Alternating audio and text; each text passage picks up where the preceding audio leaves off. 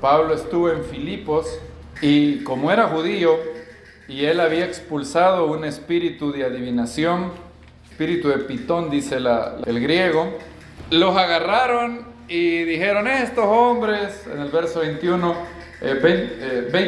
Hechos 16, 20, y presentándolos los magistrados dijeron, estos hombres siendo judíos alborotan nuestra ciudad y proclaman costumbre que a nosotros no nos es lícito aceptar ni practicar siendo romanos. Ellos son ciudadanos romanos. Si usted nacía en Filipos, eran ciudadanos romanos de nacimiento.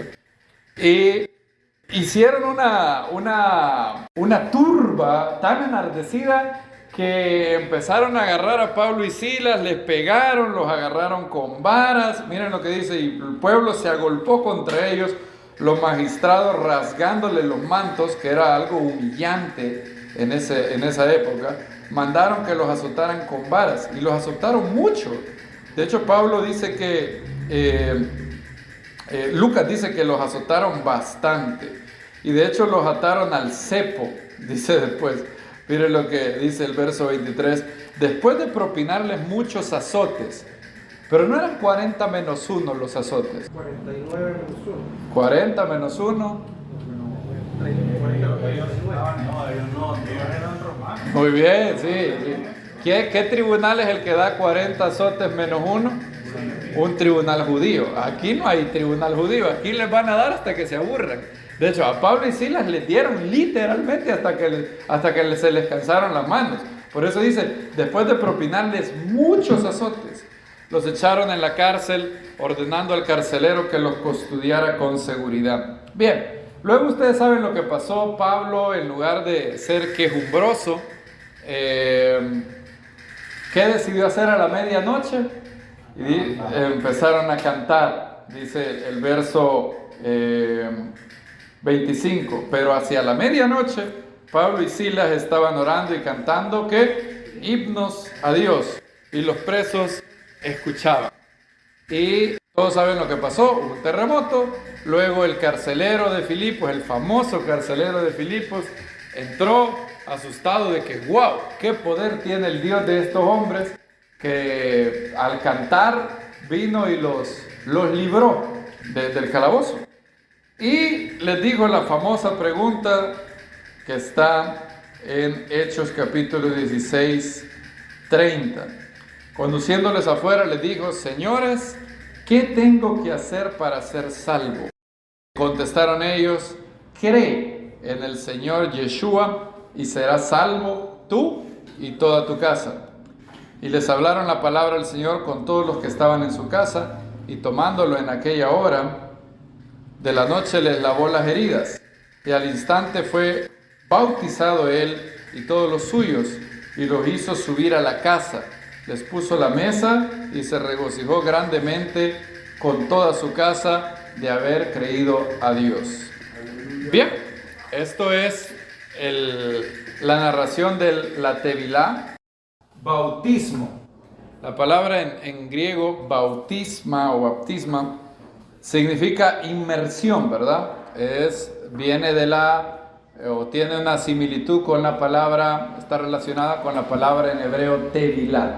La palabra que hoy conocemos como bautismo es una ceremonia judía muy antigua, no nació con los apóstoles, sino que era practicado por el pueblo judío desde que la Torá se dio. Cada vez que la Torá habla que se lavará en aguas vivas, los líderes de Israel interpretaban eso como sumergirse en aguas vivas. Hasta el día de hoy, una mujer judía, cada vez que termina su periodo, tiene que, para volver a tener relaciones íntimas con su esposo, tiene que ir y hacer tevilá en un mikve. Mikve es un recinto de aguas, una agrupación de aguas, tiene una cantidad mínima. Él tiene que sumergirse ahí y luego puede tener intimidad con su esposo. De hecho, la Biblia habla de doctrina de bautismos en plural. Miren lo que dice Hebreos capítulo 6, o enseñanza de bautismos, está en plural, no dice del bautismo, sino de bautismos. Hebreos 6, del 1 al 2. ¿Alguien que lo lea, por favor?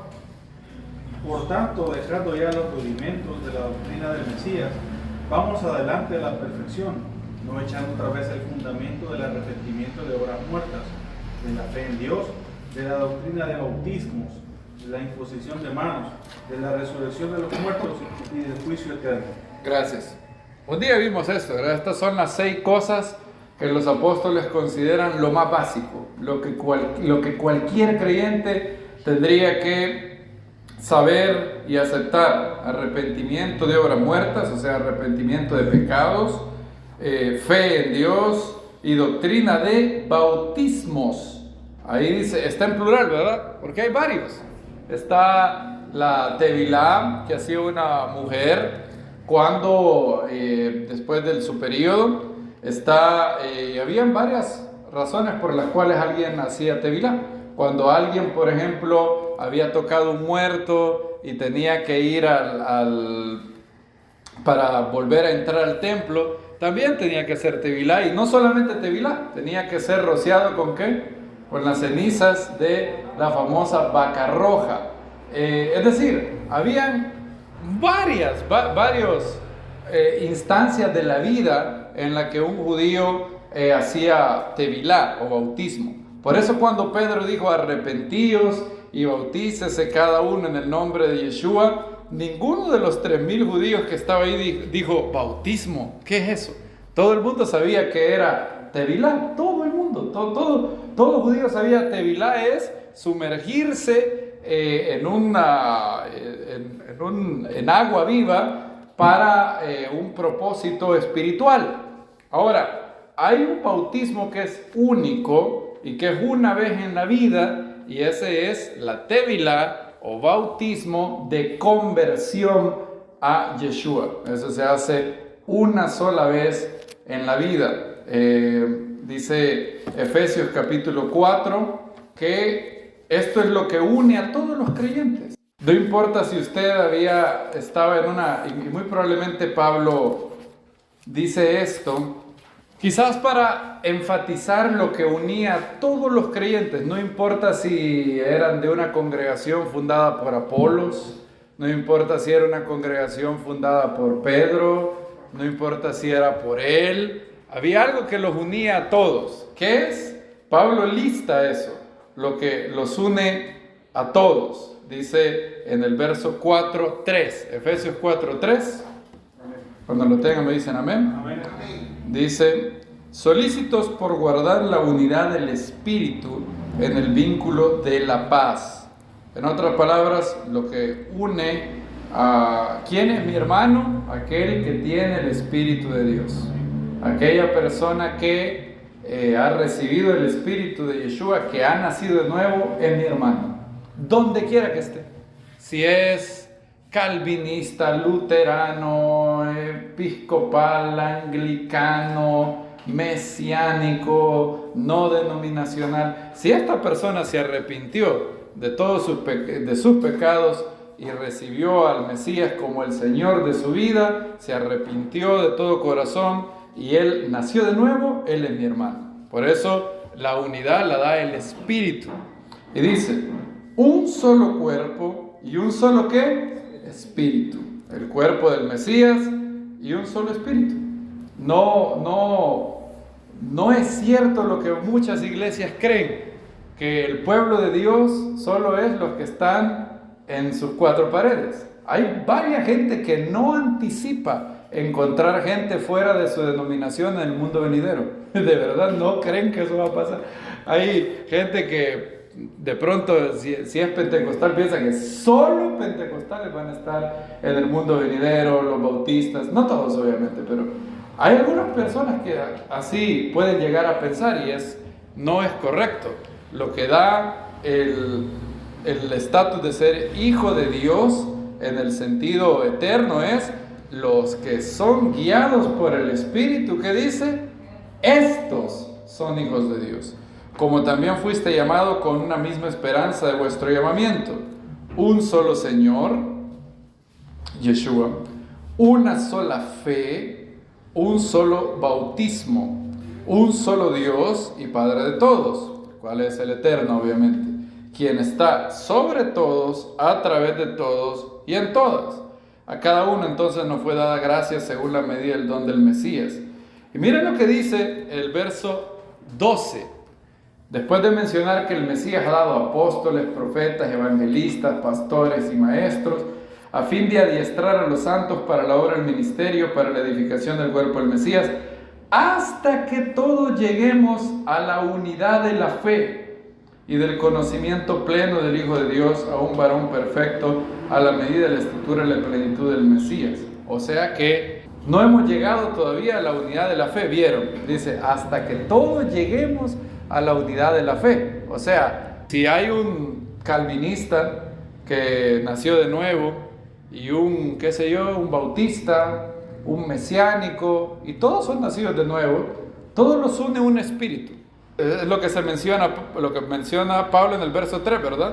Solícitos por guardar la unidad del espíritu. Ahora, este calvinista, este bautista y este mesiánico no han llegado a la unidad de la fe. Para mí, me voy a poner yo en el lugar del mesiánico. Para mí, el calvinista está horriblemente equivocado, pero desastrosamente equivocado en su doctrina de la expiación limitada, de la predestinación incondicional, yo le llamaría predestinación arbitraria, y para mí tiene bastantes errores. ¿Por qué? Porque no hemos llegado a, ¿qué dice Pablo? A la unidad de la fe. Hacia ahí vamos. Y eso va a pasar cuando pase la restauración de, ¿qué dice Pedro? De todas las cosas. Ahora, hay básicos que sí unen a los creyentes. Todos los creyentes son la familia de la fe. ¿Quién entra en ese grupo? Creo que es en Gálatas donde Pablo dice, haced bien más, sí, Gálatas 6:10, ¿alguien que lo lea? Así que mientras tenemos oportunidad, hagamos el bien a todos, mayormente a la familia de la fe. ¿Quién entra en esa familia?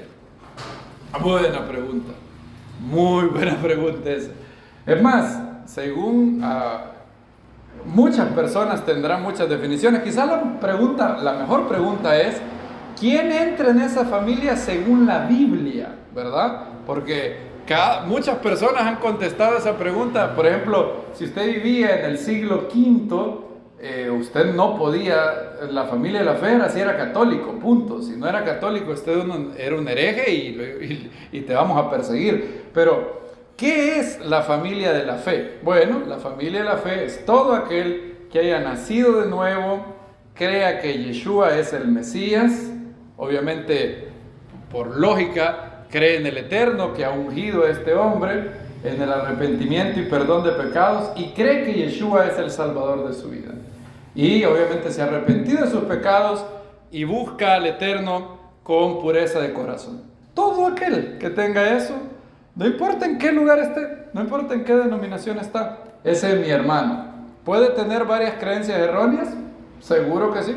Seguro que sí, puede tener unas sus cosas que nada que ver, pero el Eterno quizás lo ha querido así, para hacernos humildes, para aprender a llevarnos con alguien que no esté de acuerdo en todo conmigo, y así lo ha querido el Eterno. Nos ha encomendado hacer un trabajo de humildad.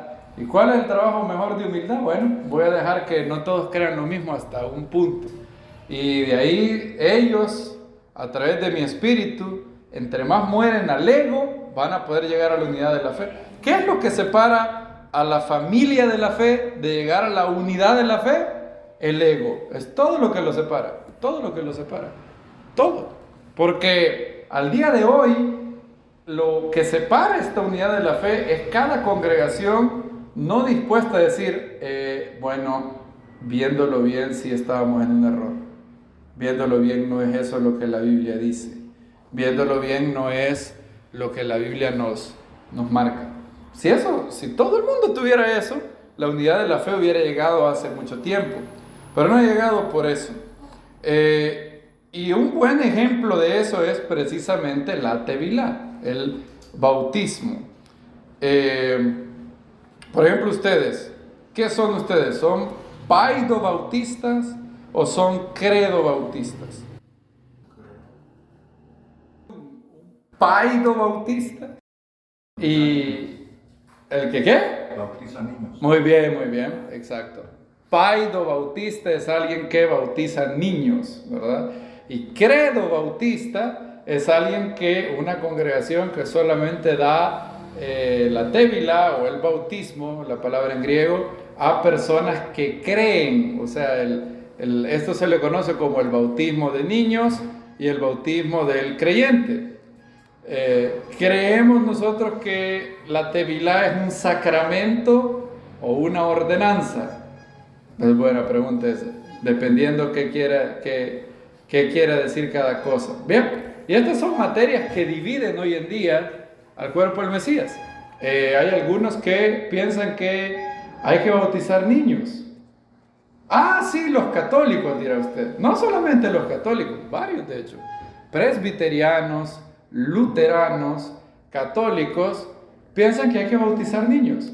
Y ellos dicen tener versos bíblicos a favor. De hecho, acabamos de leer un verso que ellos usan. Acabamos de leer un verso que ellos dicen, pero Pablo bautizó no solamente al carcelero de Filipos, sino que bautizó al carcelero de Filipos y toda su ¿qué? Toda su casa. Y en toda su casa, en ese tiempo, habían ¿qué? Niños. Entonces, bautizaron a los niños. Y es bueno ver lo que la Biblia dice sobre estas cosas. Y hoy quiero dar un poco de la doctrina o la enseñanza que la Biblia da sobre la tevilá. Bien, creemos nosotros que la tevilá es un mandamiento, no es un sacramento. ¿Qué es un sacramento? Bueno, esa palabra, el catolicismo, y no solamente el catolicismo, sino luteranos también, sacramento es un acto que conlleva algún símbolo y a través del cual ese acto ellos le llaman que es un medio de gracia. O sea que es una manera, al usted hacer ese acto, el Eterno imparte el Espíritu Santo, salvación incluso, y el catolicismo reconoce 7 sacramentos, ¿verdad? Sí, todos los que fueron católicos deben acordarse de esos sacramentos. El primero es el ¿qué? El bautismo. El segundo es la confirmación. Bueno, sí, la confirmación, sí será. La confirmación, primera, bueno, la Eucaristía, ¿verdad? Matrimonio, ¿cuál se me queda? Y extrema unción y orden sacerdotal, pero se me quedó uno. ¿Cuál se me quedó? Repasémoslo otra vez. Bautismo, Eucaristía, confirmación, matrimonio, extrema unción y orden sacerdotal, sí, pero hay uno que se me quedó. ¿Cuál es? Sí, pero ese está incluido en la Eucaristía.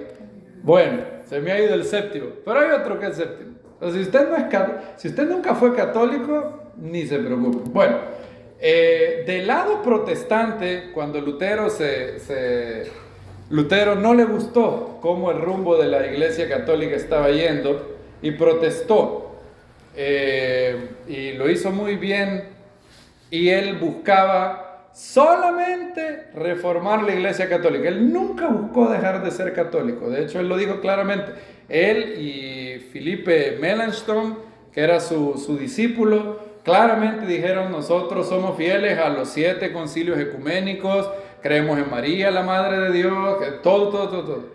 Pero Lutero lo que no le gustaba fueron las indulgencias, ¿verdad? Eso le reventaba la bilis a Lutero, y no quería y está bien, porque la indulgencia era una manera de comprar salvación. ¿Se acuerdan cómo empezó todo? Un hombre llamado Juan Tetzel llegaba a las iglesias con unas imágenes de la gente atormentada en el purgatorio y le decía: en el momento que usted echa la moneda, el alma sale, decía. Entonces usted tira el billetito y el alma sale del purgatorio. Y Lutero se llenó de ira con eso y dijo, eso no. Y Martín Lutero llevó a cabo lo que se conoce como la Reforma. Pero luego lo expulsaron, el Papa lo expulsó, le agradecemos a ese Papa por haber hecho eso.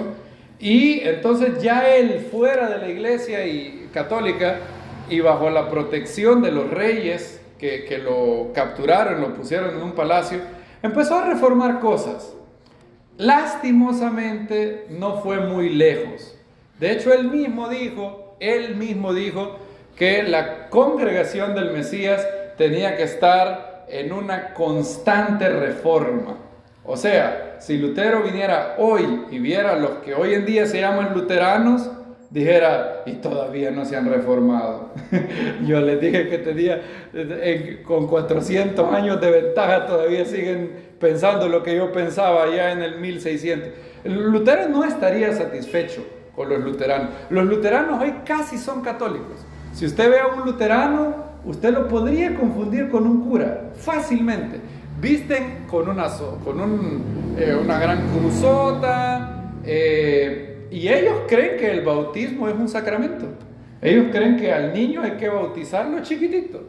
Así como los judíos circuncidaban a su hijo al 8º día, nosotros hay que bautizarlo también.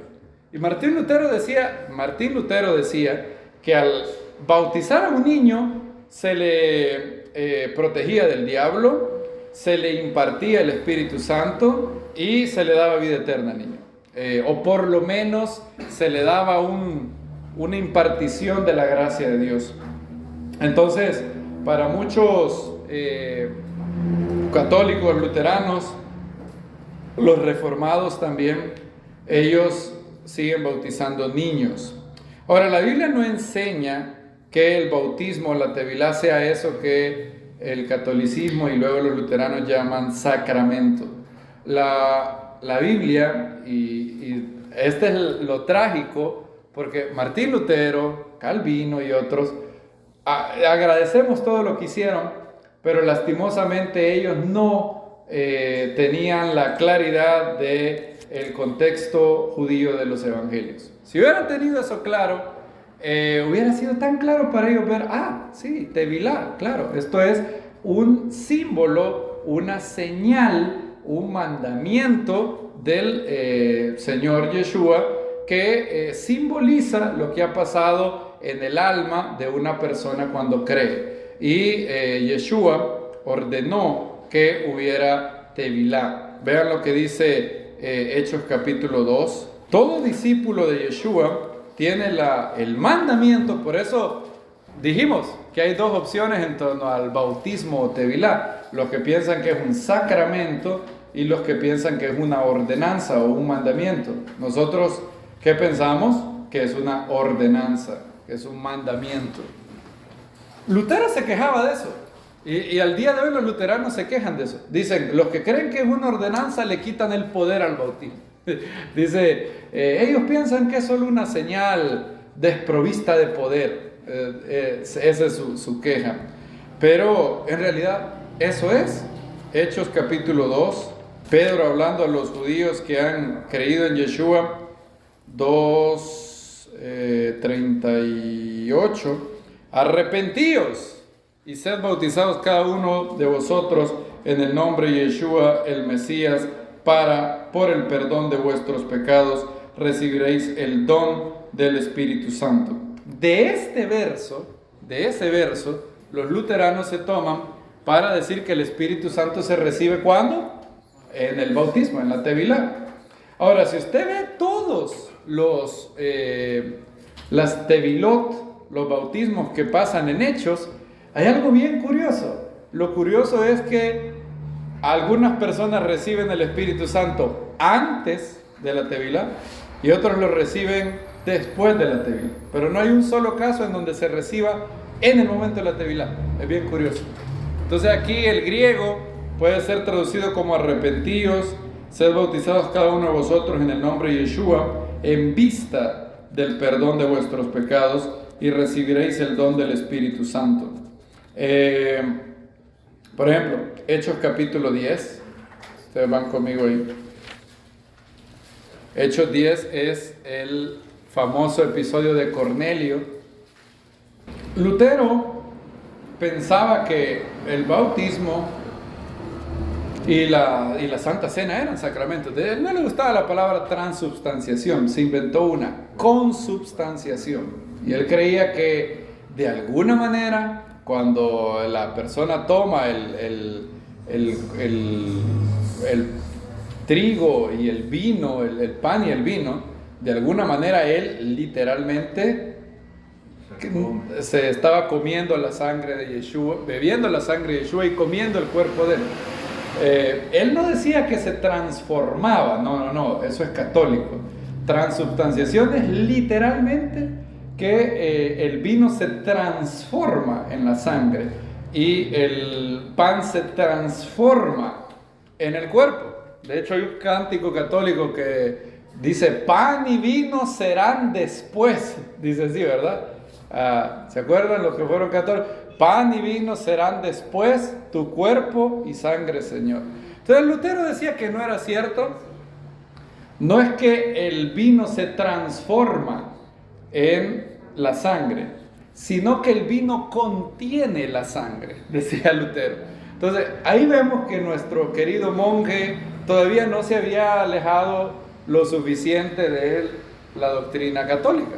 Y él sabía eso. Él dijo que la iglesia debe estar en una constante reforma. Él sabía que había muchas cosas. Por eso digo, si hoy viniera y viera a los luteranos de hoy en día, dijera: no, ¿y qué les ha pasado? 500 años han tenido para avanzar y siguen igual. Entonces, por esa razón, él creía todo esto del bautismo. Recuerden, él ha sido católico toda su vida. Lo único que él conoce es catolicismo. Él no conoce nada del otro. Ahora, vean Hechos 10. Pedro está hablando les está compartiendo la buena nueva de salvación. Y miren lo que dice en el verso 43, 10:43. De este dan testimonio todos los profetas: todo el que cree en él recibe el perdón de pecados por medio de su nombre.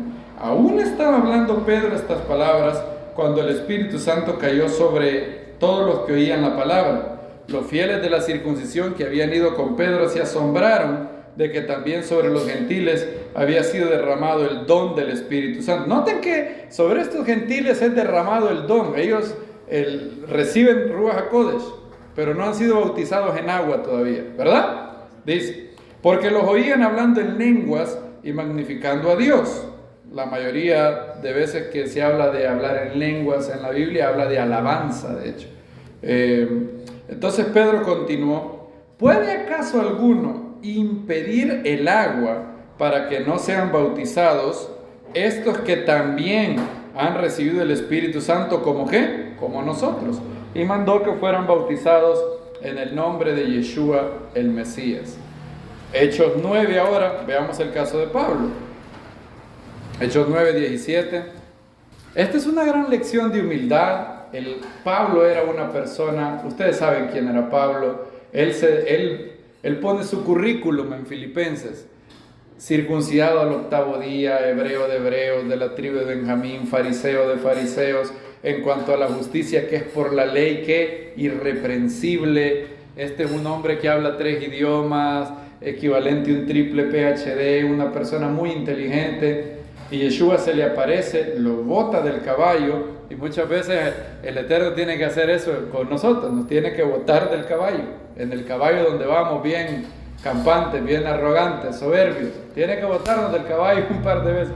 Y luego en la visión que él tiene, Pablo tenía como unas escamas, y Pablo estaba ayunando y estaba orando, pero Yeshua quiso que un hermanito fuera a él y le dijera estas palabras. Miren lo que es tierno esto que pasa. A mí me enternece el corazón. Verso 9:17. Entonces Ananías fue y entró en la casa, y después de imponerle las manos, le dijo: hermano Saulo, el Señor Yeshua, quien se te apareció en el camino por donde venías, me ha enviado para que recuperes la vista y seas ¿qué? Lleno del Espíritu Santo. Ananías ora por él. Pablo dice que al instante le cayeron de los ojos como escamas y recobró la vista. Y fue lleno del Espíritu Santo. ¿Y después qué pasó? Y después de levantarse fue bautizado. La llenura del Espíritu en Pablo es antes y luego la tevilá. Y en Samaria ocurrió al contrario, de hecho. En Samaria primero fueron bautizados, hubo una tevilá, pero como no había ningún apóstol, y muy probablemente quizás por esa lucha entre samaritanos y judíos, el Eterno retuvo el Espíritu Santo, no recibieron el Espíritu Santo. Un caso raro, eso de Hechos 8 es un caso raro. Y ellos recibieron el Espíritu Santo hasta después que llegaron a orar por ellos. ¿Quiénes? Pedro y Juan, los apóstoles. Entonces, en la Biblia vemos que Hashem no está en nuestra caja, que no lo podemos poner en nuestra caja. Él es soberano y a algunos les daba el Espíritu Santo antes de haber hecho la tevilá. A otros se los dio después. ¿Puede darle el Eterno una llenura del Espíritu Santo a alguien mientras hace tevilá? Sí, claro que sí, es decir, Él es Dios, claro que puede hacerlo. Pero estos ejemplos, lo que basta es para ver que no necesariamente el Espíritu Santo se recibe en la tevilá. Algunos lo recibieron. ¿Cornelio fue antes o después? Antes. ¿Pablo fue antes o después? Antes. Samaria fue después. Entonces, no necesariamente. Cuando la Biblia habla de el que nazca del agua y del Espíritu, no está hablando del bautismo. Eso es otra cosa que Lutero no interpretó bien. Está hablando de ser sumergido en la palabra de Dios y en el Espíritu. Eso es lo que regenera. La Biblia habla de que la regeneración, en el momento que uno recibe el Espíritu Santo, generalmente, es cuando uno cree y confiesa a Yeshua como su Señor. Vean Tito 3:5, por ejemplo. Nos salvó, no por obras de justicia que nosotros hubiéramos hecho, sino según su misericordia, por medio del lavamiento, de la regeneración y de la renovación del Espíritu Santo. Bien. Aquí habla, porque alguien podría decir, bueno, pero ahí se menciona lavamiento. ¿No será eso que habla del bautismo en agua? No, la Biblia habla de dos bautismos, de hecho. Uno es el bautismo del Espíritu Santo, que recibe todo creyente al momento de arrepentirse de todo corazón y de confesar a Yeshua como el Señor de su vida. El Eterno sella su corazón en ese momento que él cree y recibe a Yeshua. Eso lo dice claramente Efesios capítulo 1. Vean conmigo ahí. Ahí menciona cuándo fue sellado. ¿Alguien que lee Efesios 1:13? En él también vosotros, habiendo oído la palabra de la verdad, el evangelio de vuestra salvación, y habiendo creído en él, fuisteis sellados con el Espíritu Santo prometido. Gracias. ¿Cuándo fueron sellados con el Espíritu Santo? ¿Cuándo creyeron en él? En el momento de poner la fe, en el momento de poner su confianza en Yeshua. Si confesares con tu boca que Yeshua es el Señor y creyeres en tu corazón que Dios le levantó entre los muertos, serás que salvo. Pero yo he oído un versículo, yo no sé dónde está, pero dice, el que creyere y fuera bautizado, ese será salvo. ¿Cómo? ¿Qué pasa con ese versículo? ¿Han oído alguna vez ese versículo? El que creyere y fuera bautizado será salvo. ¿Qué opinan de ese versículo? Bueno, no tenemos nada que opinar porque ese versículo está en Marcos 16:15 y la mayoría es más, si usted tiene una Biblia textual, busque Marcos 16:15. ¿Qué va a pasar? No está. ¿Por qué razón? Porque la inmensa, casi, ahí podríamos decir que hay consenso unánime casi. La inmensa mayoría de eruditos saben que el Evangelio de Marcos, el original Evangelio de Marcos, termina en Marcos 16:8. Del 9 al 20 es un añadido que alguien añadió mucho tiempo después. Entonces hoy las versiones que dependen de los manuscritos más antiguos, usted verá que Marcos 16 termina ahí, en el verso 8. Ahora, en Marcos 16 dice algo así, ¿verdad? El que creyere y fuera bautizado, este será salvo.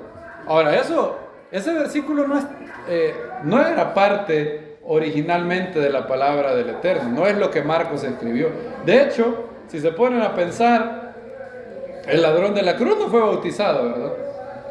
Y él fue salvo, porque Yeshua le dijo, hoy estarás conmigo en el paraíso. Entonces ¿qué pasó con Marcos? No le gustó cómo terminaba Marcos. Marcos termina de manera, digamos, anticlimática. Miren cómo dice: saliendo, huyendo del sepulcro, pues se había apoderado de ellas un temblor y espanto. A nadie dijeron nada porque tuvieron temor. Así termina. Entonces no termina como que, o sea, si esta fuera película de Hollywood, termina algo así como que, ajá, ¿y qué pasó después? Porque no le dijeron a nadie y tuvieron temor. Entonces a alguien no le gustó y dijo, qué feo termina Marcos. Entonces decidieron añadir unos cuantos versículos para que terminara más bonito. Porque Mateo termina bien bonito, Lucas termina bien bonito, Juan termina bien bonito. Entonces alguien dijo, vamos a embellecer un poco Marcos. Pero no hay ningún verso que diga eso: el que creyere y fuera bautizado será salvo. De hecho, Pablo, imagínense, si el bautismo fuera necesario para ser salvo, ¿usted cree que un apóstol podría decir, yo le doy gracias a Dios que no he bautizado mucha gente? Yo no creo que alguien pueda ver. Es precisamente lo que Pablo dice. Primera de Corintios capítulo 1. Doy gracias, dice Pablo, de que a ninguno de vosotros bauticé, sino a Crispo y a Gallo. El hermano se llamaba Gallo. Gallo con Y se llamaba el hermano, no con el Y. Gallo. Crispo era el principal de la sinagoga, ¿se acuerdan? Era el principal de la sinagoga de Corinto, era el líder de la sinagoga. Pablo le hizo la tevilá. Dice el verso 1:14. ¿Tienen 1 Corintios 1 del 14 al 16? Dice: doy gracias que a ninguno de vosotros bauticé sino a Crispo y a Gallo, para que nadie diga que en mi nombre fuiste bautizados. También bauticé a la familia de Estéfanas. Por lo demás, no sé si bauticé a algún otro, porque no me envió el Mesías a bautizar, sino a predicar el Evangelio, no con sabiduría de palabras para que no se haga vana la cruz del Mesías. Ahora, obviamente el Mesías sí lo mandó a hacer la tevilá, ¿verdad? Yeshua dijo claramente que había que ir a las naciones y bautizarlos a todos. Pero lo que Pablo está diciendo es que no es lo más importante. O sea, comparado bautizar con predicar la buena nueva, ¿qué es más importante para Pablo? Predicar. ¿Quiere decir eso que el bautismo entonces no importa? No es lo que... Esta es una manera bien judía de hablar, ¿verdad? Misericordia quiero y no sacrificio. No trabajéis por la comida que perece. O sea, no es que está diciendo esto no y lo otro sí, sino que lo que significa este hebraísmo es, esto es importante, pero lo más importante es lo otro. Y por eso Pablo dice esto. Ahora, ¿el bautismo no es necesario para ser salvo? No, pero sí es necesario para ser obediente, ¿verdad? Porque hay un mandamiento de Yeshua de que todo creyente tiene que hacer tevilá, de que tiene que ser bautizado en su nombre. Donde quiera que los apóstoles iban y alguien le entregaba su vida a Yeshua, procedían a hacer la tevilá. La tevilá era el símbolo de su conversión. Veamos algunos pasajes donde también los apóstoles bautizan a las personas. Hechos capítulo 18, que es lo que narra Pablo en Corinto. Hechos 18, 7. Saliendo de ahí, entró en casa de uno llamado Ticio, justo, temeroso de Dios, cuyo casa estaba junto a la sinagoga. Estaba la sinagoga y el vecino de la sinagoga que se llamaba Ticio. También Crispo, el principal de la sinagoga, creyó al Señor con toda su casa. Y muchos de los corintios, al oír, creían y eran ¿qué? Bautizados. Al oír, creían y eran bautizados. Es la progresión lógica. Oían la palabra del Eterno, creían con todo su corazón y luego hacían tevilá. Hechos capítulo 8 habla del eunuco, el etíope, el eunuco estaba leyendo Isaías 53 y le dice a Felipe, ¿quién me puede explicar esto? Y Felipe dice, wow, qué bonito qué pasaje más pertinente para predicarle. Isaías 53, hubiera estado leyendo algún pasaje medio oscuro de los profetas, pero Isaías 53, el eunuco le dice, ¿a quién se refiere como oveja fue llevado a la matanza, como cordero mudo delante de lo que lo trasquila, así no abrió su boca, en la humillación su juicio fue quitado, ¿quién contará su generación? Porque su vida es quitar a la tierra. Mira el verso 34, tomando la palabra el eunuco dijo a Felipe, te ruego, ¿de quién dice esto el profeta? ¿De sí o de algún otro? Entonces Felipe, abriendo su boca y comenzando desde esta escritura, le proclamó a Yeshua. Y yendo por el camino, llegaron a cierta agua. El eunuco le dijo, mira, agua, ¿qué impide que yo sea bautizado? El verso 37 no es parte del original, por eso en la versión textual no lo hayan. Y mandó parar el carro, y ambos, Felipe y el eunuco, bajaron al agua y lo bautizó. Leamos otra vez Hechos 16, 31. Cree en el Señor Yeshua y serás salvo tú y tu casa. ¿Qué significa eso? Que la casa, este verso se ha malinterpretado mucho. La gente piensa que es una promesa incondicional que le garantiza al creyente de que toda su casa será salva. ¿Es eso así? No. En el contexto no es eso. Piensen, si eso fuera así, significaría que en el momento que alguien llega a la fe, inmediatamente toda esa familia y toda la descendencia de él para abajo, nietos, todo, hijos, nietos, bisnietos, tataranietos, van a ser creyentes. ¿Ha prometido tal cosa el Eterno? No. Lo que significa es que tú y toda tu casa, si creen, serán salvos, ¿verdad? Es decir, la salvación en Yeshua no es solamente para ti, es para todo aquel que crea. Es lo que le está diciendo Pablo al carcelero de Filipos. De hecho, si usted sigue leyendo, ese es el problema de muchas veces cuando hay personas que quieren sacar promesas de algo que la Biblia no promete, es que generalmente separan el verso y no siguen leyendo en el contexto. Miren lo que sigue diciendo. Dice, y le hablaron la palabra del Señor con todos los que estaban en su casa. Ok, perfecto. Es decir, aquellos a los que le habló la palabra del Señor y creyeron, son los que son salvos, ¿verdad? Es exactamente lo mismo que le dice Pedro. Es más, el Mesías le dijo eso a Cornelio, ¿sabían ustedes? Hechos capítulo 11. No es el Mesías, era un ángel de hecho. Yeshua le habló a Pedro, pero a Cornelio fue un ángel. Hechos 11:13. ¿Alguien que lo lea, por favor? Quien nos contó cómo había visto en su casa un ángel que se puso en pie y le dijo, envía hombres a Jope y haz venir a Simón, el que tiene por sobrenombre Pedro. Él te hablará palabras por las cuales serás salvo tú y toda tu casa. Vean ese verso, el verso 14, yo lo tengo subrayado. Él te hablará palabras por las cuales serás salvo tú y toda tu casa. Ok, perfecto. Es aquellas personas de la casa que oigan la palabra de la buena nueva y que respondan con fe las que serán salvos, ¿verdad? Obviamente, no. ¿Sí, hermano? Dice, Él te hablará de algo que es pasión y la de tu familia. Ah, ok, muy bien. Entonces, está bien esa. Puede, ¿verdad? Si responde con fe, claro, exacto.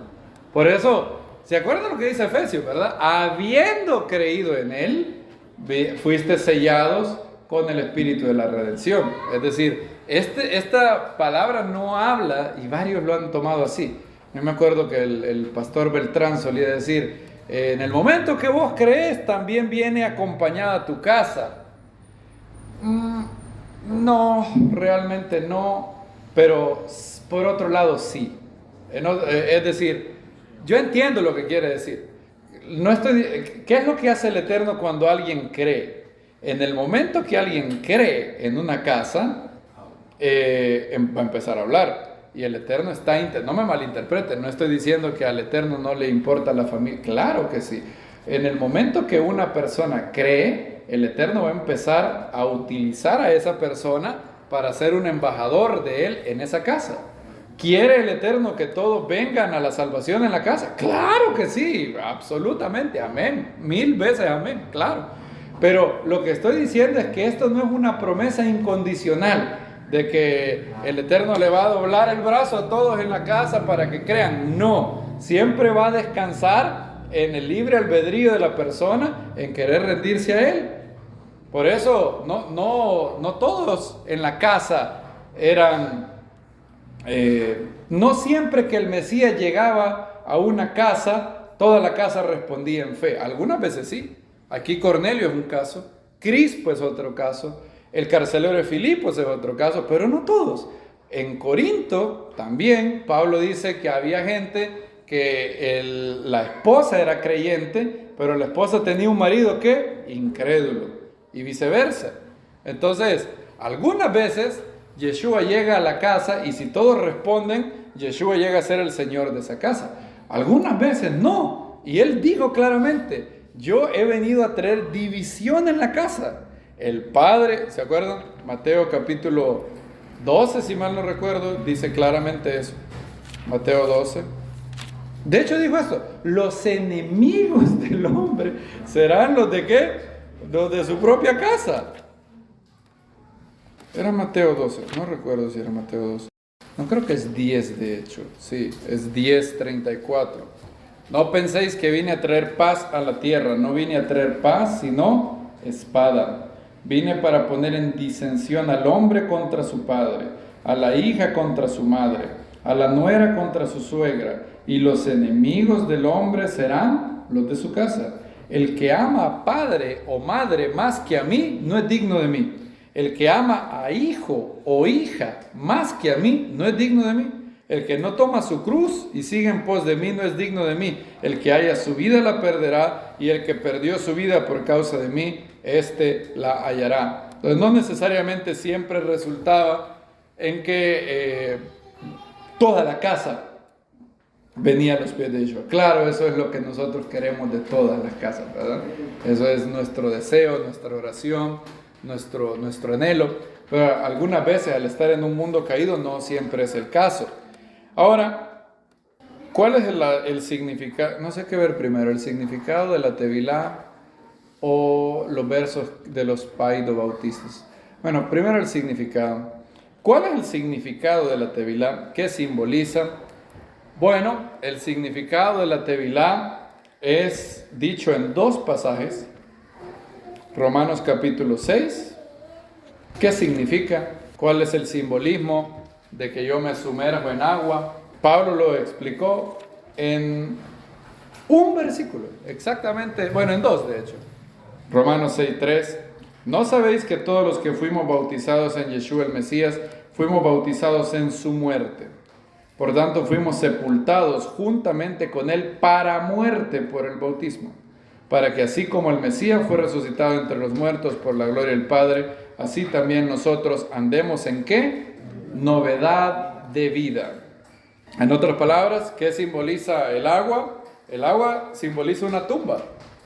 ¿Quién va a morir ahí? Tú. Eres tú el que va. Dice, somos sepultados juntamente con él. ¿Para qué? Para muerte. Lo que simbolizaba el bautismo era esa máxima de negación al yo que Yeshua dijo. El que quiera venir en pos de mí, niéguese a sí mismo, tome su cruz, ¿qué? Cada día y sígame. La cruz no es para salir a pasear, la cruz es para ir a morir. Y todos los días tenemos que morir al yo.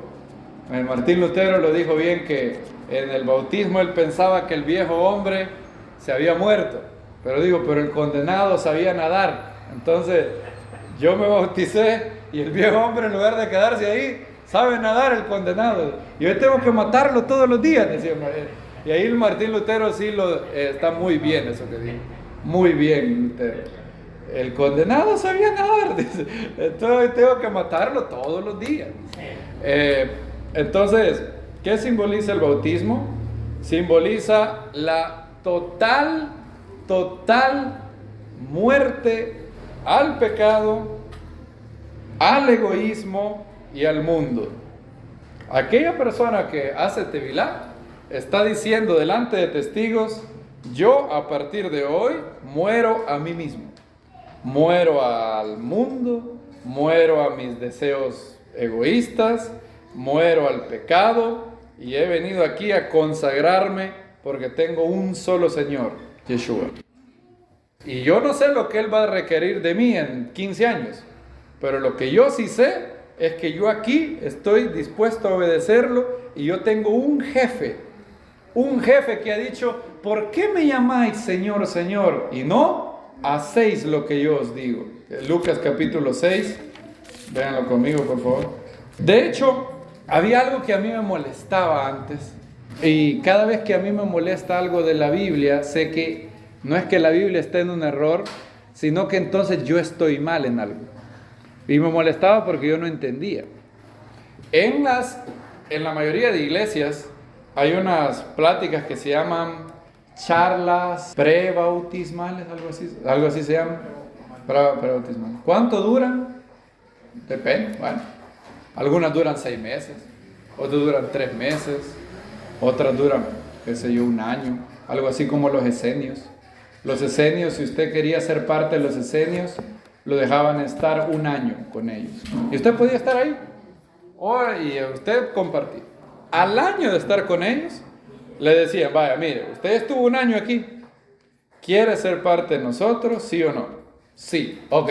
Si usted quiere ser parte de nosotros, usted va a tomar un juramento. Y lo hacían jurar que usted iba a guardar todo lo de los esenios. Iba a ser un buen esenio ahí en Qumran, alejado de todo el mundo.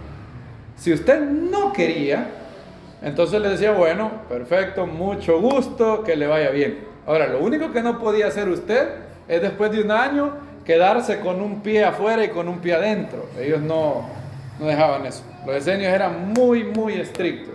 Ahora, yo no estoy diciendo que es radical eso.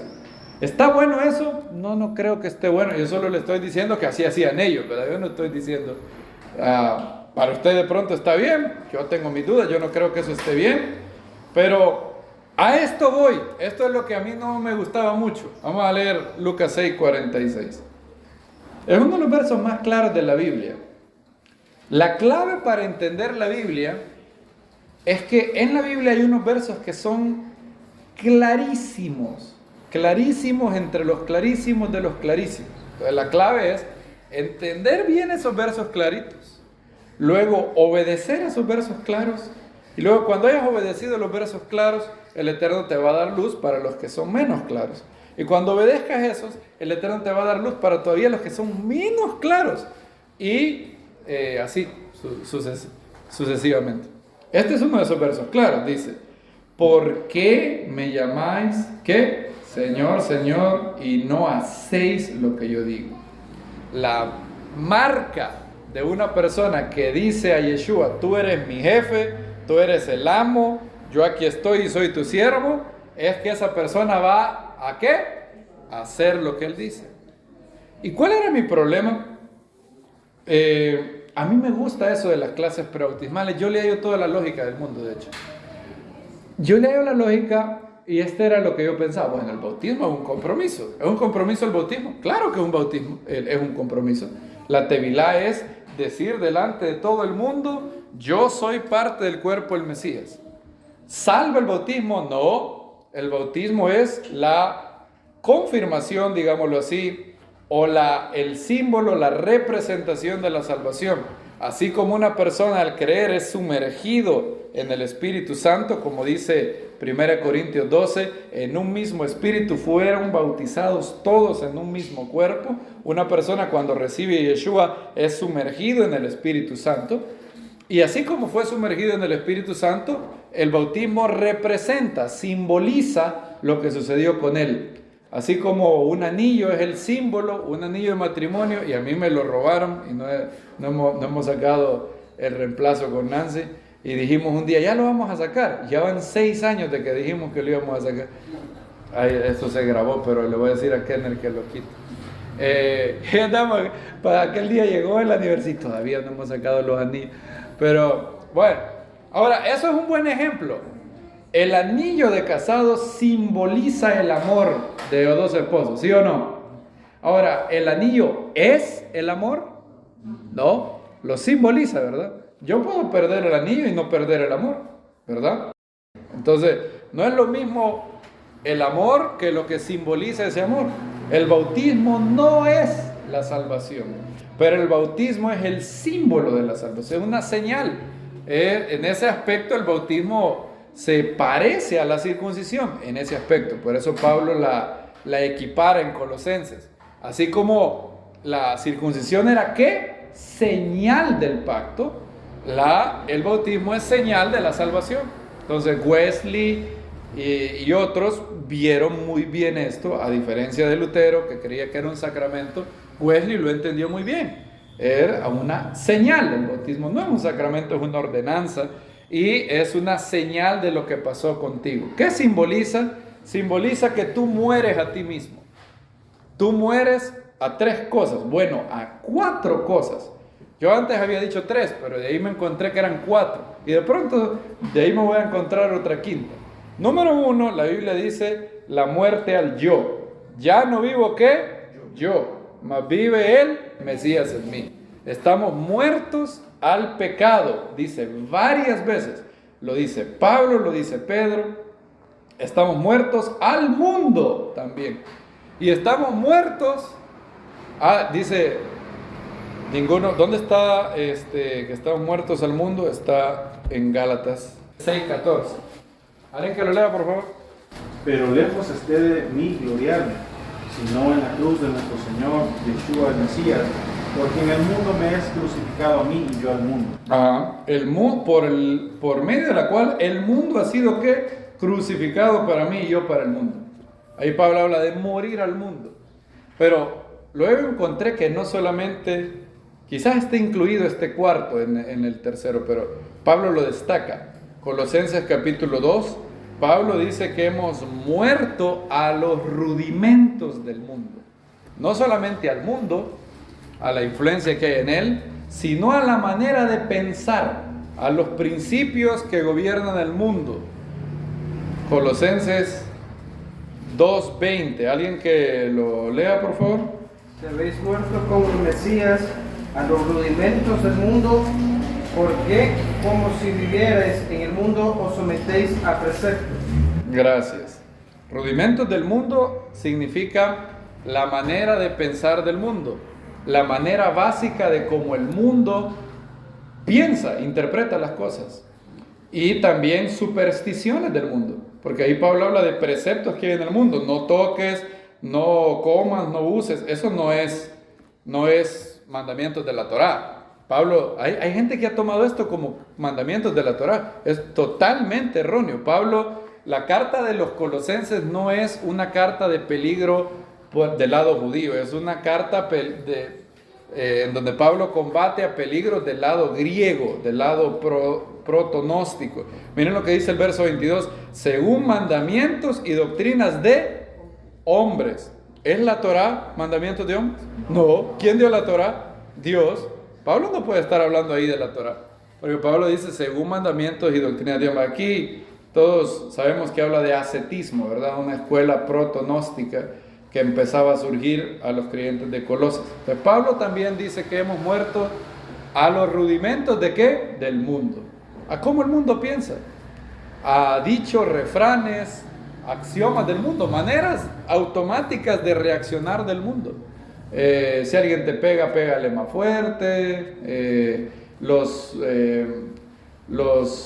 inocentes son tontos. Todo ese conjunto de manera de pensar del mundo. Hemos muerto a eso. Y cuando yo me sumerjo, la salvación es algo, la fe y el nuevo nacimiento es algo invisible, privado. Yo no veo en el corazón. Yo no veo el corazón del hombre, el espíritu del hombre. Pero el bautismo es la señal visible del nuevo nacimiento invisible. Es la señal pública de algo que sucedió en lo profundo del corazón. Entonces yo voy, cuando me convierto y quiero gritarle, como dice Roberto Arellano, quiero gritarle, ¿qué dice? Al mundo entero lo que estoy sintiendo. Que ya encontré mi dulce amor, Jesús es toda mi verdad y nunca yo me cansaré de repetir hasta el final. Así dice, ¿verdad? Que ahora yo, ¿qué dice él? Tengo un nuevo amor, el corazón me late sin parar. Alguno que me ha dicho, te amo de verdad, Jesús mi amor, mi más que amor, mi dulce paz. Y eso es lo que sucede en la Tevilá. Yo quiero proclamar delante de todos que yo muero a mí mismo y que el cuerpo del Mesías ahora tiene oficialmente un nuevo soldado. Eso es lo que se proclama en el bautismo. Y así como si usted se queda en el agua se muere, y como usted queda sepultado en un cuerpo de agua, el bautismo es que yo he sido sepultado, he muerto al mundo. Y luego soy levantado. ¿Para qué? Para andar en, ¿qué dice Pablo? En novedad de vida. Romanos capítulo 6, verso 4, ¿verdad? Así también nosotros andemos en novedad de vida. Yo renuncio el pecado, yo renuncio las malas obras, me arrepiento de obras de muerte y ahora quiero andar en nueva vida. Quiero vivir para Dios, quiero tener una vida consagrada a Dios. Miren lo que dice Colosenses 2 también. Y en ese sentido la circuncisión se asemeja a la Tevilá. Porque la circuncisión era una señal externa de que yo era parte de un colectivo, ¿verdad? Si yo era circuncidada al 8º día, automáticamente eso me hacía parte del pueblo judío, ¿verdad? Del pueblo de Israel. Ahora, si yo hago Tevilá, eso me hace automáticamente parte del cuerpo del Mesías, formalmente, legalmente parte del cuerpo del Mesías.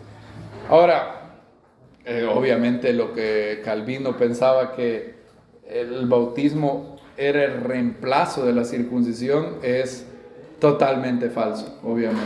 De hecho, hasta William Lane Craig, yo me sorprendí, William Lane Craig en su enseñanza sobre el bautismo, cuando él está refutando que el bautismo es un sacramento, él dice, había muchos protestantes y los reformadores creían que la circuncisión había sido abolida y ahora era el bautismo. William Lane Craig es quizás el mejor apologeta vivo de la fe. Y él dice, ahora lo que estos reformadores fallaron en ver es que para una persona judía la circuncisión seguía siendo practicada. No es que las personas, un discípulo judío venía, hacía Tevilá y luego ya no circuncidaba a sus hijos. Si una persona era judía, seguía circuncidando a sus hijos. Tiene que seguir circuncidando a sus hijos porque ese es un mandamiento que aplica a la descendencia de Abraham. Si alguien es judío legalmente, tiene que circuncidar a su hijo al 8º día. Entonces, lo que Pablo hace es un ejemplo de que la Tevilá es cómo se parece en algo a la circuncisión. ¿En qué se parece? En que ambas son señales de un pacto. El Shabbat es una señal de pacto, la circuncisión es una señal de pacto y la Tevilá también es la señal de que yo he nacido de nuevo. Colosenses capítulo 2, verso 11, dicen, quien también fuisteis circuncidados en una circuncisión hecha sin mano, desvistiéndoos enteramente del cuerpo carnal por medio de la circuncisión del Mesías, el nuevo nacimiento, sepultados juntamente con él en el bautismo, en el cual también fuiste resucitados con él por medio de él en el poder de Dios que lo resucitó entre los muertos. Entonces, el significado del bautismo es, yo muero a mí mismo aquí. El bautismo es, yo tengo un Señor a partir de ahora. Un Señor y Él manda, Él es el jefe. Yo hago lo que Él dice. Porque Él dijo, ¿por qué me llamás Señor, Señor, si no hacéis lo que yo digo? Ahora, ¿qué es lo que a mí me molestaba? Aquí va lo que a mí me molestaba. A mí me gusta eso de la clase bautismal. Se oye bonito y me gusta eso. Y a mí me gustaba esa idea. Sí, tiene lógica, decía yo. Hay que, la persona cree y luego que pase un periodo de instrucción. Puede ser 3 meses, 6 meses, así como lo hacen todas las congregaciones. Y luego, después de que haya aprendido todas las doctrinas, entonces, que haga la Tevilá. ¿Por qué me molestaba a mí eso? Porque no es la manera en que los apóstoles lo hacían. Los apóstoles no pasaban 6 meses con una persona. ¿Han visto eso? Vean 3 ejemplos, por ejemplo. 3, el ejemplo de Felipe, Hechos capítulo 8. Entonces a mí me molestaba eso. Yo quería encontrar un verso que dijera algo como que, y luego Pablo, estando con ellos durante meses, los bautizó. Algo así. Me hubiera gustado un versículo de la Biblia. Eso hubiera validado lo que yo creo. Ahora, ¿cuál es el problema de muchos de nosotros? Este era el problema de los fariseos y sigue siendo el problema de todos nosotros, que nos aferramos a nuestra tradición. Si yo creo algo y la Biblia dice otra cosa, ¿qué es lo que debe de pasar? Decir inmediatamente, bueno, hay que ver bien, voy a ver si estoy interpretando bien la Biblia.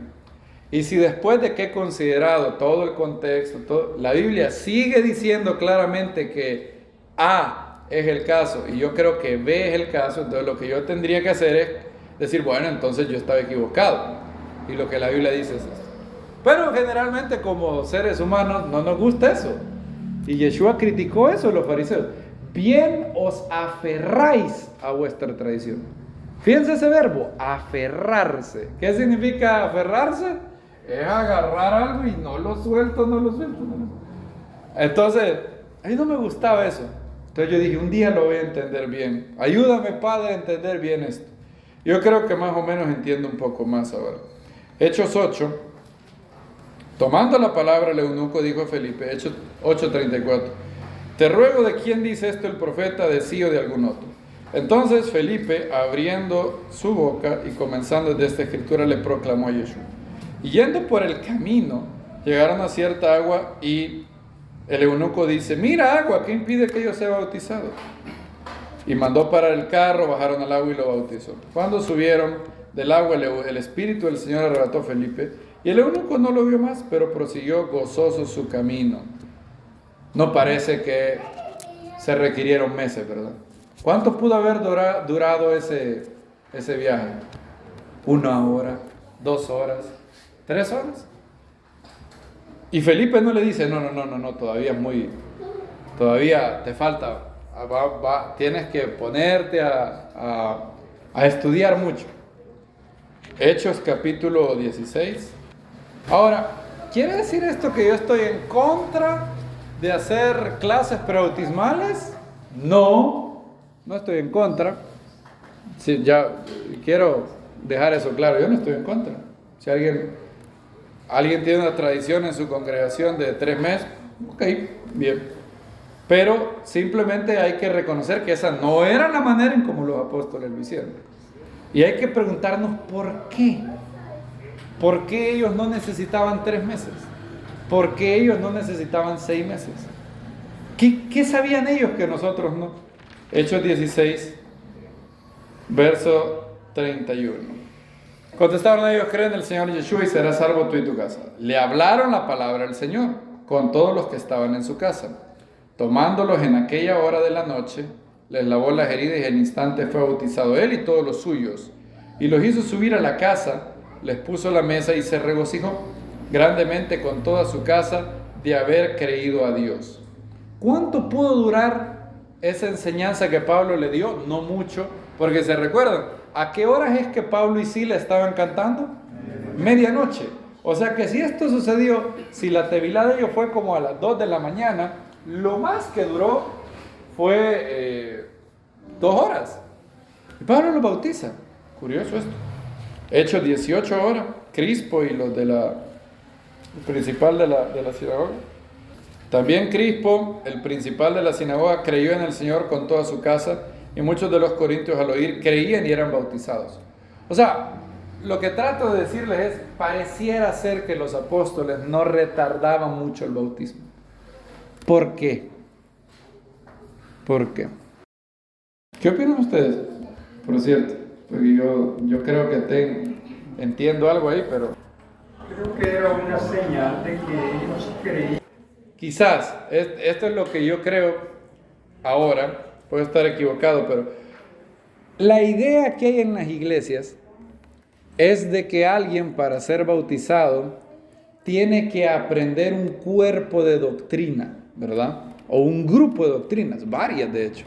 Entonces, no sé, ¿cuántos son de los adventistas? Son 27, cabrón. Entonces, claro, si el requisito para ser bautizado es que yo memorice todas las doctrinas de la Biblia, según esa congregación, claro, se necesitan 6 meses. ¿Cuánto es en la centroamericana? 8 meses. Y claro que se necesitan 8 meses para aprenderse los 5 puntos del calvinismo. Es una gran locura. Entonces, para aprenderse la depravación total, elección incondicional, gracia irresistible, expiación limitada, para aprenderse todo eso, más la Trinidad, más... claro que se necesita todo eso. Porque la idea, fíjense, la idea es, para que alguien sea bautizado, él tiene que aprender todas y cada una de las doctrinas importantes, dirían, o quizás todas las doctrinas de esa iglesia. Ahora, ¿era esa la asunción de los apóstoles? ¿Era eso lo que alguien necesitaba? O sea, si alguien no podía formular bien la escatología, todavía no estaba listo para el bautismo. Si alguien no conocía todas las doctrinas, por ejemplo, aquí nosotros sacamos 39 puntos básicos de la fe. 39. No 27, sino 39. Los 39 son verdad según la... Yo creo que sí. De hecho lo hicimos y lo hemos mejorado con los años. Ahora, para los apóstoles pareciera que eso no es lo requerido. Eso lo van a aprender después del bautismo, ¿verdad? Pareciera que los apóstoles, el bautismo es como irte a matricular en la escuela. Eso pareciera ser para los apóstoles. O sea, tú eres creyente en Yeshua, listo. ¿Te comprometes a ser discípulo de Yeshua? Sí, bueno, pues te vamos a bautizar. Y después de bautizar, empieza tu camino de por vida para ser discípulo. Es lo que dijo Yeshua.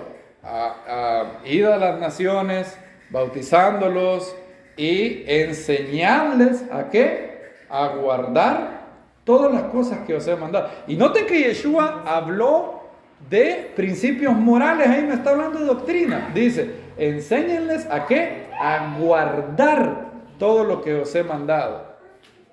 Entonces, ¿qué era lo que era requerido de estas personas?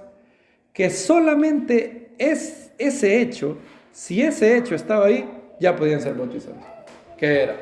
Bueno, era exactamente lo que Pablo le dice al carcelero. Cree en el que Señor Yeshua. Si alguien creía, y pregúntense qué es lo que los apóstoles predican en todo el libro de Hechos. ¿Qué es? ¿Qué es eso básico que era la fe de los apóstoles? ¿Qué es eso que alguien lo vuelve de la familia de la fe? Todo el libro de los Hechos se basa en una proclamación, que Yeshua es el Mesías. Todo el libro de los Hechos. Rápido, veamos algunos versos. Vean Hechos 17:3. Vamos a ir solo en Hechos, así que esto no debe de tardar mucho tiempo. Hechos 17:3. Bueno, es más, vamos a ir de atrás para adelante. Shall we? Hechos. ¿Dónde empezamos? Bueno, empecemos con Hechos 5. Hechos 5:30. Podría empezar desde Hechos 2. Es más, les voy a ahorrar Hechos 2. Sepa ciertísimamente toda la casa de Israel que a este Yeshua Dios lo ha hecho Señor y Mesías. Esa es la proclama de Pedro. No hay nada de la doctrina de Trinidad. Nunca un Dios de 3 personas. Nada que ver de eso. Sepa esto la casa de Israel. A este Yeshua Dios lo resucitó entre los muertos y lo ha hecho ¿qué? Señor y Mesías. Hechos 5. Hechos 5:30. El Dios de nuestros padres resucitó a Yeshua, a quien vosotros matasteis colgándolo de un madero. A este exaltó Dios con su diestra como ¿qué? Príncipe y Salvador, para dar a Israel arrepentimiento y perdón de pecados. Nosotros somos testigos de estas cosas, también el Espíritu Santo, el cual ha dado Dios a los que lo obedecen. ¿Ok? Yeshua, noten la proclama de los apóstoles, se resume en esto. Yeshua murió y Dios lo resucitó. Lo exaltó y ahora Yeshua es Señor y Mesías, Príncipe y Salvador. Ok, Hechos capítulo 9:20. Enseguida, este es Pablo. ¿Qué predicaba Pablo? Enseguida predicaba Yeshua en las sinagogas. ¿Este es quién? El Hijo de Dios. ¿Qué es Hijo de Dios en la cultura hebrea? Un rey, el rey de Israel, el Mesías. Ve el verso 22. Pero Saulo se fortalecía mucho más y confundía a los judíos que vivían en Damasco, demostrando que este era el Mesías. ¿Qué proclamaba Pablo? Yeshua es el Mesías. ¿Ok? Hechos 10, Pedro con Cornelio. ¿Qué es lo que Pedro le dice? Y nos mandó que proclamáramos lo que Pedro le dice a Cornelio, Hechos 10, 42. Y nos mandó que proclamáramos al pueblo y declaráramos solemnemente que o sea, Yeshua, es el juez de vivos y muertos designados por Dios. De este dan testimonio todos los profetas, todo el que cree en él recibe el perdón de pecados por medio de su nombre. ¿Qué es Yeshua? Yeshua es el Señor, el juez de vivos y muertos, y aquellos que lo reciben tienen salvación. Vean que esta es toda la proclama de los apóstoles. Ahora, Hechos, capítulo 17, Hechos capítulo 17:3, alguien que lo lea. Pablo va y 3 sábados en Tesalónica discute con los judíos apoyándose en las escrituras. ¿Y qué era lo que decía? 17:3, ¿sí? Explicando y demostrando que el Mesías debía padecer y resucitar de entre los muertos. Y decía, este Yeshua que yo os anuncio es el Mesías. Gracias. Verso Hechos 18:5, ¿qué predicaba Pablo a los corintios? Cuando Silas y Timoteo bajaron de Macedonia, Pablo estaba dedicado completamente a la palabra, declarando enfáticamente a los judíos que Yeshua es el Mesías. ¿Ok? Perfecto. ¿Qué tal Apolos? ¿Qué predicaba Apolos? Hechos 18:28. Porque vehementemente, léanlo conmigo, Hechos 18:28, refutaba a los judíos en público, demostrando que Yeshua es el Mesías. Notan que es siempre lo mismo. Hechos 17, Pablo en el Areópago. ¿Qué dice Pablo en el Areópago? Hechos 17:30. ¿Alguien que lea Hechos 17, del 30 al 31? Pero Dios, habiendo pasado por alto los tiempos de esta ignorancia, ahora manda a todos los hombres en todo lugar que se arrepientan, por cuanto ha establecido un día en el cual juzgará al mundo con justicia, por aquel varón a quien designó, dando fe a todos con haberle levantado de los muertos. Ahí, en el Areópago, Pablo pudo haber predicado un Dios en 3 personas. Era el momento de Dios. De hecho, Platón creía en los logos y todo. Ahí verá, ese era el momento. Si Pablo creía en un Dios en 3 partes, aquí era, con los epicúreos y los estoicos. Es más, ellos no hacían nada sino escuchar cada vez que dice una cosa nueva. Pero no, Pablo dice, ¿cuál es el evangelio? Hay un varón, un hombre que fue resucitado entre los muertos y él será el juez de vivos y muertos. Hechos 26, 22 al 23. Pero con la ayuda de Dios persevero hasta este día, testificando tanto a pequeños como a grandes, no diciendo más de lo que los profetas y Moisés dijeron. No diciendo más, noten, no diciendo más. Ajá. Que el Mesías había de padecer y que siendo el primero en resucitar de los muertos, iba a proclamar luz tanto al pueblo como a los gentiles. Bien, si usted revisa todas las predicaciones de los apóstoles, todo giraba en esto: arrepiéntanse de sus pecados, Yeshua ha sido resucitado entre los muertos, Yeshua es el Mesías. Juan capítulo 20, ¿por qué se escribió Juan? Ahí donde dice claramente, Juan 20, 31, estas cosas han sido escritas para que creáis que Yeshua es el Mesías, el Hijo de Dios, y para que creyendo tengáis vida en su nombre.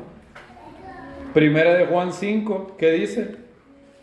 ¿Quién es el que nace de nuevo? ¿Qué es lo requerido para nacer de nuevo?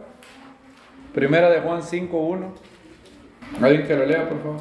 Todo el que cree que Yeshua es el Mesías es nacido de Dios, y Y todo el que ama al que engendró, ama al que ha sido engendrado por él. Todo el que cree que Yeshua es el Mesías es nacido de Dios. Los apóstoles, esta era la fe la gente era salva y nacían de nuevo por esto, por esta fe. Todo lo que vino después, 381 años después de esto, en Nicea, en Constantinopla, es innecesario. Lo que la proclama del Evangelio es Yeshua es el Mesías. Yeshua es el Señor que ha sido exaltado hasta lo sumo, está a la diestra de Dios y ahora es el Señor de vivos y muertos. Por eso, creo yo, que para los apóstoles, ellos no pensaban que una persona tenía que comprender 39, 40, 23, 26, 39, 51 doctrinas. ¿Qué era lo que era necesario? Creer que Yeshua es el Mesías. ¿Te has arrepentido de tus pecados? ¿Te rindes y aceptas la soberanía de Yeshua sobre tu vida? ¿Vas a consagrar tu vida a este Señor? Sí, listo. Y eso era todo. Eso era. Porque piénsalo ahora. Y les voy a dar un ejemplo contemporáneo. En Irán, cuando vas a hacer bautismo, solo te hacen una tan sola pregunta. Bueno, dos. La primera pregunta que hacen a estos hermanos es: ¿tú crees que Jesús es el Hijo de Dios? Sí. Ok. ¿Estás dispuesto a morir? Porque tú sabes que si la policía musulmana te detiene y tú dices eso, ¿estás dispuesto a morir, ser torturado por tu fe? Y él solo tiene que decir sí. Si no dice que sí, no puede ser bautizado. O sea, el cuestionario de la fe es bien... Fíjense que es bien... Se oye sencillo eso, ¿verdad? ¡Qué sencillo! ¿Creen que es sencillo eso? Y eso era lo mismo que te podía pasar en el siglo I. Por ejemplo, cuando Pablo les escribe a los discípulos para que en el nombre de Yeshua se doble toda rodilla y de los que están en la tierra, en los cielos, abajo de la tierra, y declaren que Yeshua es ¿quién? El Señor, para gloria de Dios. ¿Quién se arrojaba en esos días el título de Señor? César. Si tú reconocías a otro Señor universal sobre todos los vivos y los muertos, podías ser matado por eso. De hecho, Nerón te podía acusar de la famosa ley romana, crimen contra la majestad. Porque ¿saben que Nerón mandó a hacer monedas? Y decía, César ho curios, decía, César es el Señor. O sea, César es el Señor del mundo. Nerón era el Señor del mundo. Él mandó a hacer monedas. Hasta hoy en día hay monedas que tienen el rostro de Nerón y dice César ho curios. Leer lo que dice Pablo en los Filipenses, afirmar lo que Pablo si tú decías Yeshua es el Señor, era el equivalente de decir, para mí la autoridad máxima no es César. Hay un Señor encima de César, y si yo tengo que morir por él, listo, perfecto. Ahora, esto era lo necesario y debería de seguir siendo lo necesario. Solo eso. Vean que lo digo entre comillas, solo eso. Lo único que se le requiere es estar dispuesto a ser torturado y ser asesinado por su pueblo. Es todo lo que necesita para hacerte bien. Nada más. Lo otro lo aprenderá después. Ahora, en el evangelicalismo del siglo XXI, esto es bien light, ¿verdad? Porque aquí lo que se te requiere es decir sí a un grupo de doctrinas. ¿Usted cree si soy calvinista, ¿usted cree en los 5 puntos del calvinismo? O sea, a saber qué son, pero sí, yo creo. Sí, la gracia irresistible, sí, muy lejos. Sí. Y hacer un checklist de 20 preguntas. Los apóstoles no pensaban eso. Ahora, ¿ustedes creen que, pero eso es muy fácil, hermano? ¿Cómo que es muy fácil? Si una persona dice, yo estoy dispuesto a morir a mí mismo, morir al ego, morir al mundo, y lo que diga mi Señor Yeshua que se haga, eso voy a hacer, ¿está lista esa persona para ser bautizada? Claro que sí. Claro que sí. Si tiene eso. Ahora, ¿y qué pasa si no lo cumple después? Bueno, ese es problema de él con Dios. Además, el compromiso es de él, no mío, ¿verdad? Yo no digo, él lo está diciendo, no yo. Si luego él desdice su primer fe, eso es un asunto entre Dios y él. Pero lo que es requerido para bautizar a una persona. Ahora, después de eso, él va a tener que aprender muchas cosas. Claro, tuvo que aprender muchas cosas el carcelero de Filipos, después de que fue bautizado. Claro, de hecho Pablo le escribió a él y a los creyentes de ahí donde él vivía la carta a los filipenses. Y Pablo le dice a los de Tesalónica: yo quisiera ir a vosotros para completar lo que falta a vuestra fe. Oigan esa palabra, para completar lo que, para decirles cosas que ustedes todavía no tienen claras. Pero ellos ya eran bautizados, ya habían creído. Por eso los discípulos no esperaban un gran momento. Veamos, si tienes una persona que está dispuesta a morir por Yeshua, ¿no crees que esa persona va a obedecer lo que le enseñes dentro de 2 meses? Claro, si está dispuesta a morir, si está dispuesta a morir por él, ¿ustedes creen que cuando le digan, Yeshua dice que no tienes que guardar rencor, le va a ser difícil a esa persona? No, bueno, de pronto sí, pero lo querrá hacer. Hay una frase en el judaísmo que describe esto bien. Cuando el pueblo judío, Moisés les ofreció la Torá, ¿qué fue lo que dijeron? Naaseh benishma. ¿Qué significa Naaseh benishma? Haremos y luego escucharemos. Debería estar al revés, ¿verdad? Dice, la lógica nuestra es: escucharemos y si estoy de acuerdo, hago. No, el pueblo judío dio al revés. Haremos y después escucharemos. O sea, ¿quieren la ley? Sí, la queremos. A ver qué es la ley, pero la queremos. Todavía no nos acuérdense que cuando Moisés les dice eso, ¿qué es lo único que el pueblo ha recibido hasta ese momento? Los 10 mandamientos. Eso es lo que ellos han recibido. Y la pesa aquí, el Shabbat y el maná, claro. Pero habían recibido todos los detalles del libro de Levítico, del libro de Deuteronomio, del libro de Números. No lo habían recibido. Pero Hashem les dice: hey, ¿quieren que yo sea su Dios? Si dieres oído a mi voz y vienes a ser mi pueblo, yo os tomaré como ¿qué? Como mi especial tesoro. Proponle estas palabras a los hijos de Israel. ¿Y qué dijeron los hijos de Israel? ¿Quieren o no quieren? Sí queremos. ¿Saben a esa altura todo lo que eso implica? No, todavía no saben. Pero quieren. Quieren, y lo que venga le damos. No sé muy bien qué requerirá el Señor de mí, pero lo que yo sí sé es que Él es el Señor de mi vida. Esa es la actitud si esa actitud la tiene una persona que está dispuesta a morir por Él, ya tiene lo más difícil. Y fue eso lo que Yeshua pidió. Si alguno, noten que esto de negarse a sí mismo es todo en la vida de un creyente. Si alguno quiere venir en pos de mí, niéguese a sí mismo, tome su cruz que cada día y sígame. Cada día, ¿por qué cada día? Porque cada día vas a ir aprendiendo cosas que no sabías antes, ¿verdad?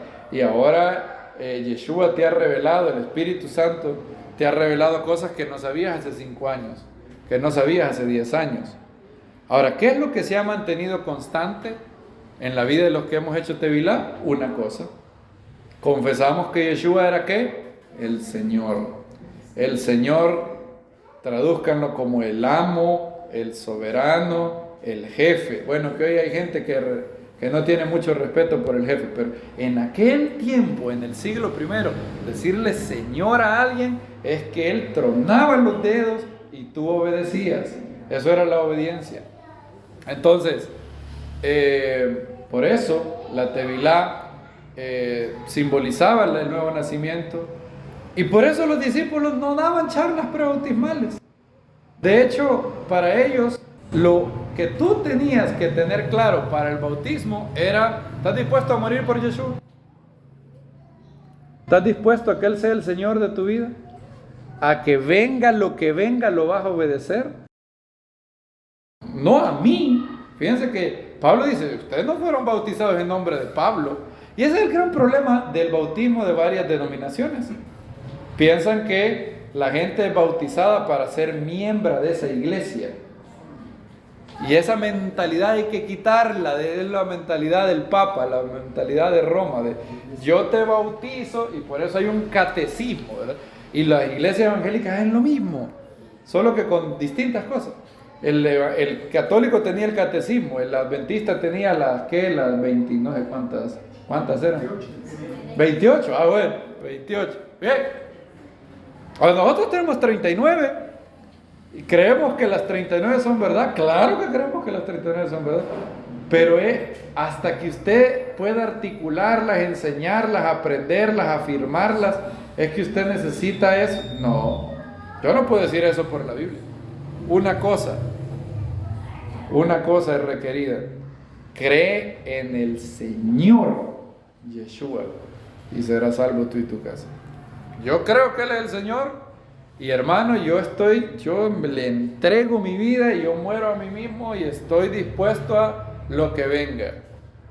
Bien, si esa persona es así, ¿quién puede impedir las aguas a una persona que ha recibido el Espíritu Santo y que tiene la voluntad de hacer a Yeshua el Señor de su vida?